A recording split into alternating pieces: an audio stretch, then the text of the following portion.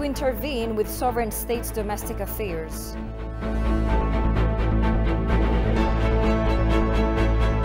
And at least 3 killed and several wounded in Sudan as security forces disperse anti-coup protesters.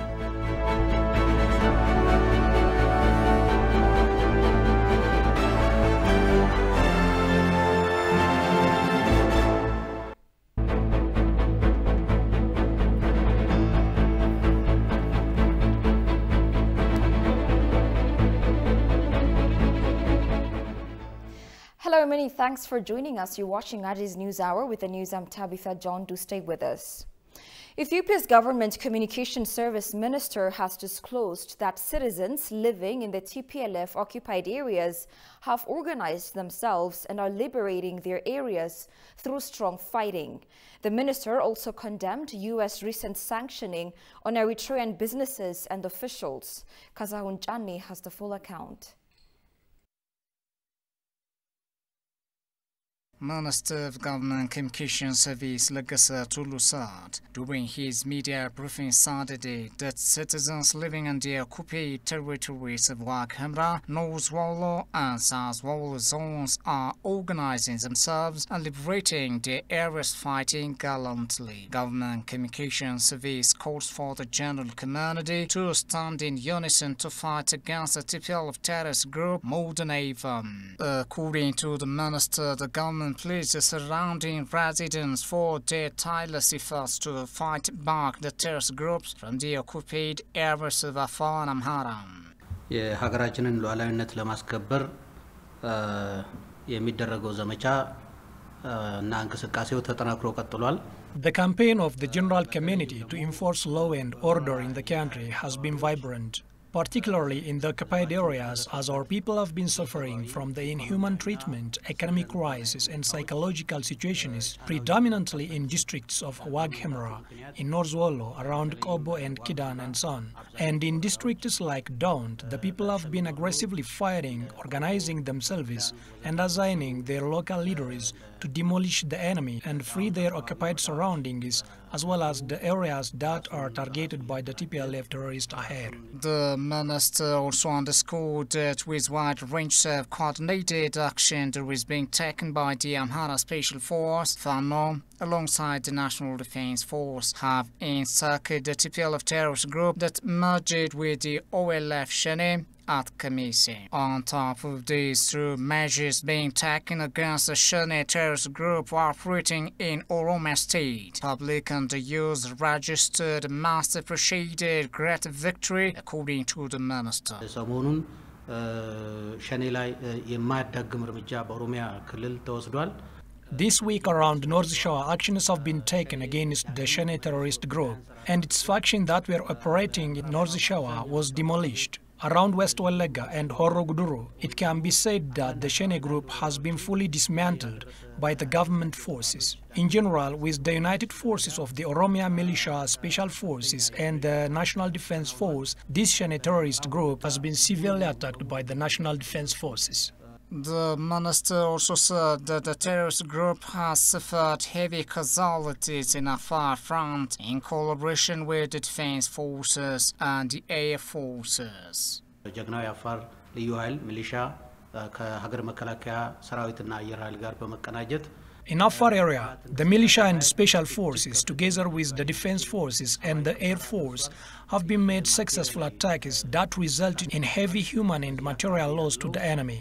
The TPLF force around these areas was trying to broaden its aggression day and night.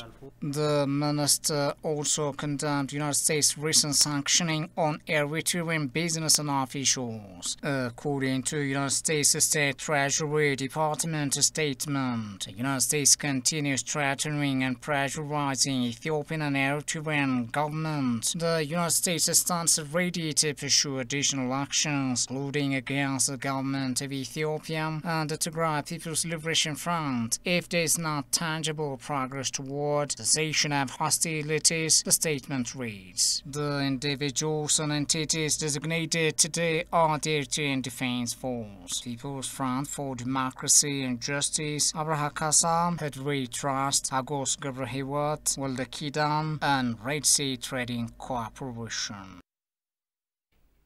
The U.S. intervention in the affairs of sovereign states has proved destructive and against human rights principles.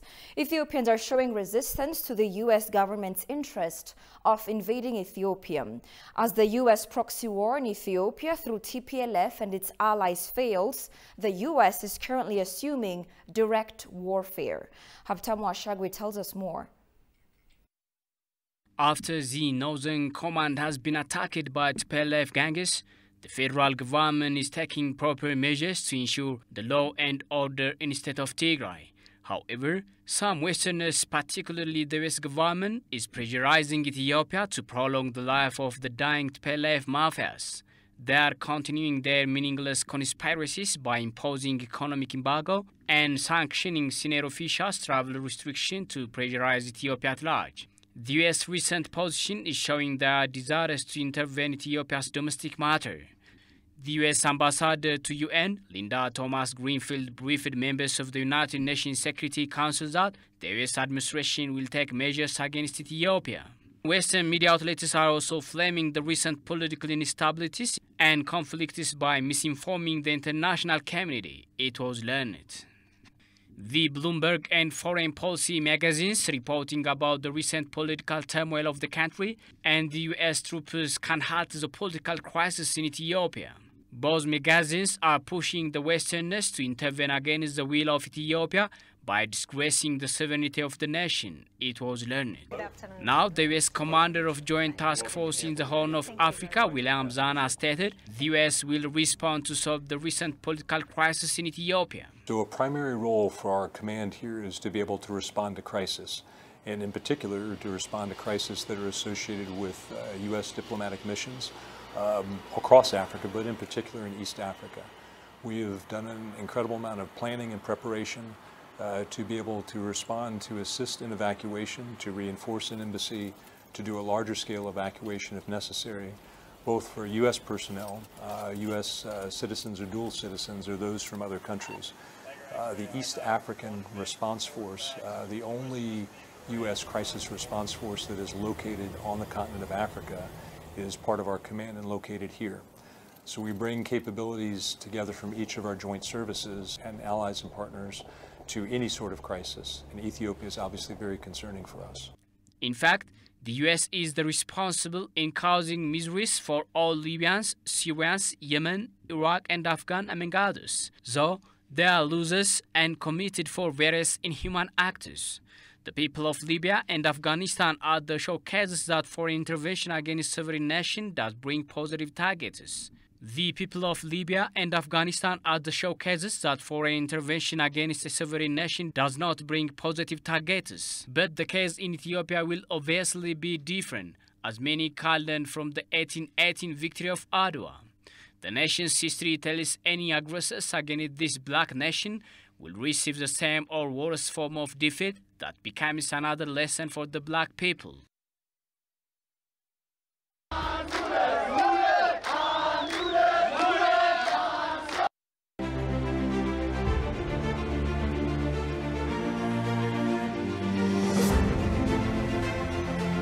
Fossil of our human ancestor, one of the old.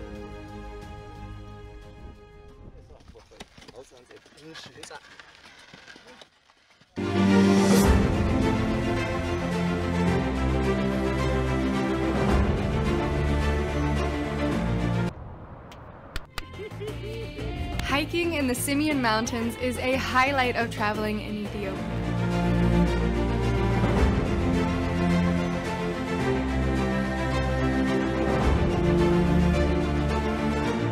Kingdoms and empires.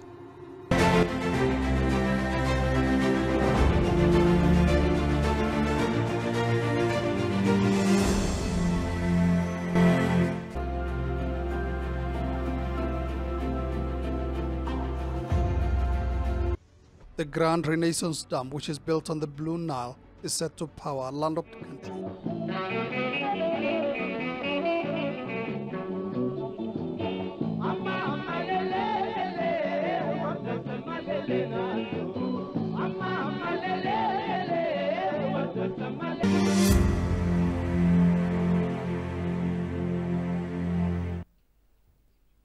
Welcome back. You're watching Addis News Hour.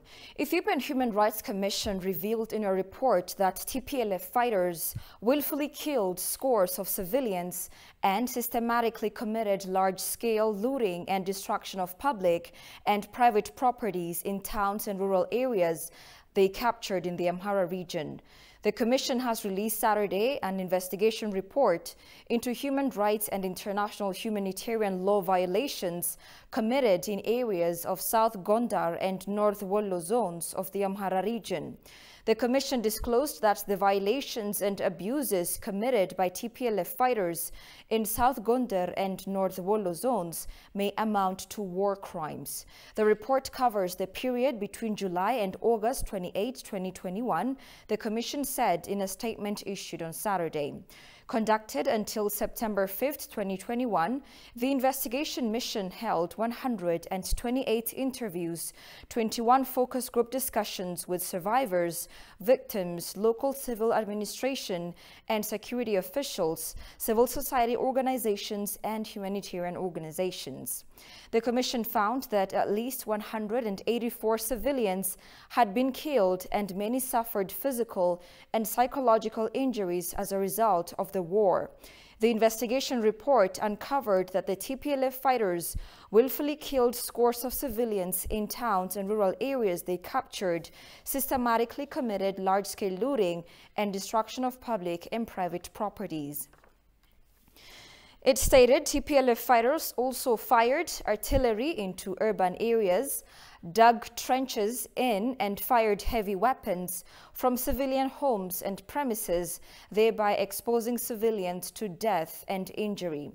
The Commission also announced that it is undertaking investigation in more conflict-affected areas of Amhara and Afar regions, as well as underscoring the need for a separate investigation into numerous reports of sexual and gender-based violations in Amhara and Afar regions. The joint investigation report confirmed the fact that TPLF launched an attack on the Ethiopian National Defense Force and instigated the conflict in the region. The report documents the harrowing suffering and pain that ordinary Ethiopians have endured since the onset of the conflict. The findings of the report have established the claim of genocide as false and utterly lacking any factual basis. The findings also concluded the often repeated allegation that the government used hunger as a weapon of war is without merit.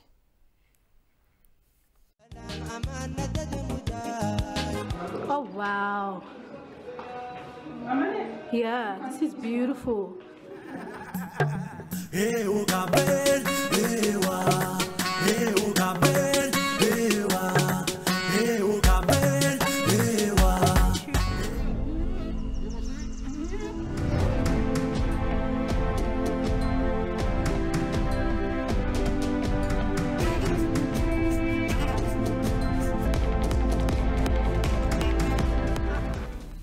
Welcome to the city of Bajaj, the double J city, Jijiga.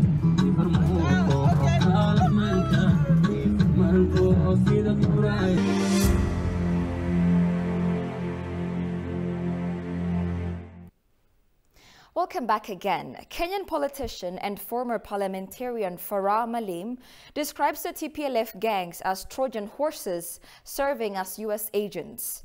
Talking with OBN, Farah Malim, who was a deputy speaker of Kenyan Council, said the TPLF mafias have been working hard for the geopolitical advantage of Westerners in the Horn region. Haptamu Ashagri has more. While they were on federal power, the TPLF cliques have been working as an agent of US to secure the geopolitical advantage of US in the Horn region. Talking to OBN, Farah Malim, who was a former deputy speaker of Kenyan Council, said the TPLF gangs have been actively working to break the regional integration in the Horn region. According to Malim, the TPLF is expanding its tyrant tactics into other neighboring countries in a bid to create disintegration within African countries. TPLF has been, for a very long time now, I think since they came to power, the darling of the West, and it's been used against African interests or Pan-African interests in the region. And basically, it was a fascist terrorist organization that brutalized the whole of Ethiopia and all the countries in the neighborhood, Eritrea, Somalia, South Sudan, Sudan, which is the Sudan Republic.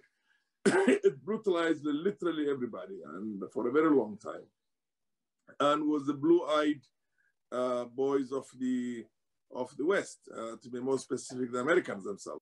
Farah stated the terrorist TPLF has been ruling Ethiopia for 27 years due to its wider acceptance from US. And the US move is a replica of their restrictive intervention in the Middle East regions.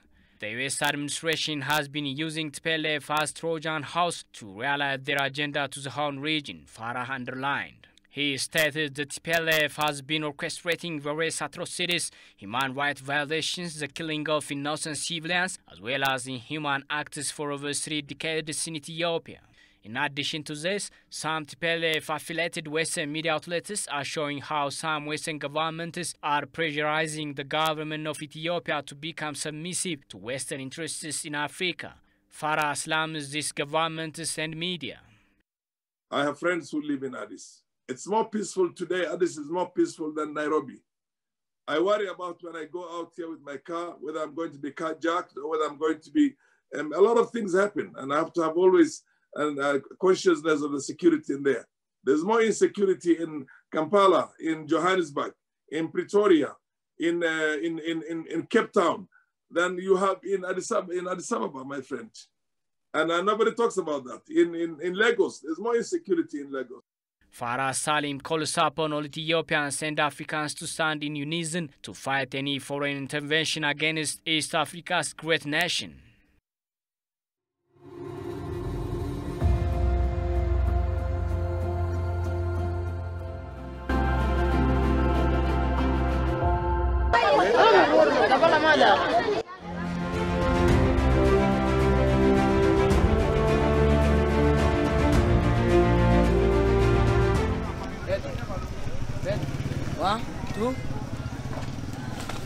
Water reservoir is a biosphere's paradise.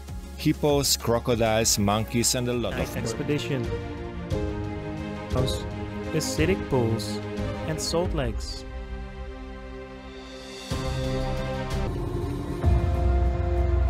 Here, Rock Pinnacle, Abuna Yamatagu, can only be reached via a steep and sometimes terrifying.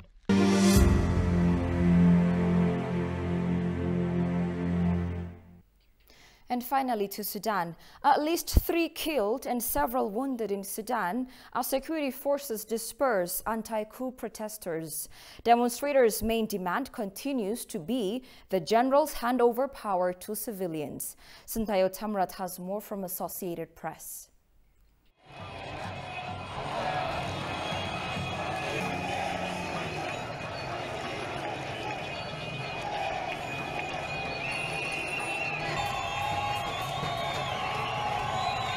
Sudanese security forces fired live ammunition and tear gas on Saturday to disperse the protesters, denouncing the military's tightening grip on the country, killing at least 3 and wounding several, activists said.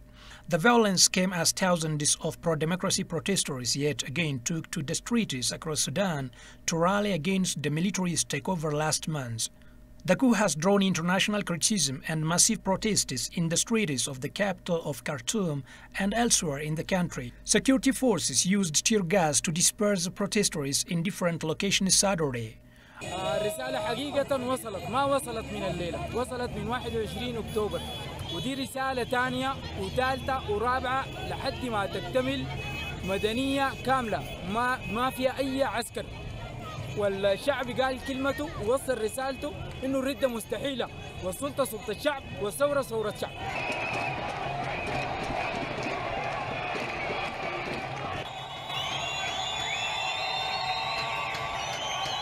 The Sudanese military seized power October 25, dissolving the transitional government and arresting dozens of officials and politicians. The takeover appended a fragile planned transition to democratic rule, more than 2 years after a popular uprising forced the removal of long-time autocrat Omar al-Bashir and his Islamist government. حنقول إنه ثورتنا مستمرة، الثورة حتكون مستمرة إلى أن تتحقق مطالب الشعب السوداني ولكل السودانيين. عاوزينها دولة مدنية خالصة كاملة الدسم بدون أي تدخل لا عسكري لا تدخل خارجي. الخيار خيار الشعب والكلمة كلمة الشعب، ونحن متأكدين إنه الشعب السوداني حيقول كلمته الليلة وحيقولها في الأيام الجاية. The demonstrations took place amid tight security. Authorities had closed off bridges over the Nile River linking Khartoum's neighborhoods. Troops and paramilitary forces also sealed off the area around the military headquarters, where thousands of protesters set up camp in April 2019, forcing the military to remove al-Bashir. Sudanese anti-coup protesters take part in a demonstration in the capital Khartoum on November 13, 2021, 2 days after the military sought to tighten its grip by forming a new ruling council. Since the October 25 takeover, at least 25 anti-coup protesters have been killed due to excessive force used by the country's security forces, according to Sudanese doctors and the United Nations. That tally includes the protester killed on Saturday. Ongoing mediation efforts are seeking a way out of the crisis.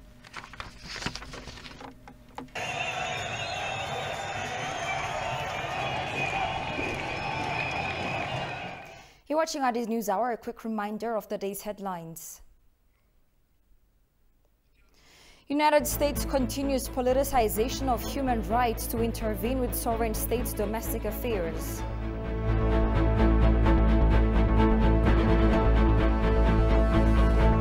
And at least 3 killed and several wounded in Sudan as security forces disperse anti-coup protesters.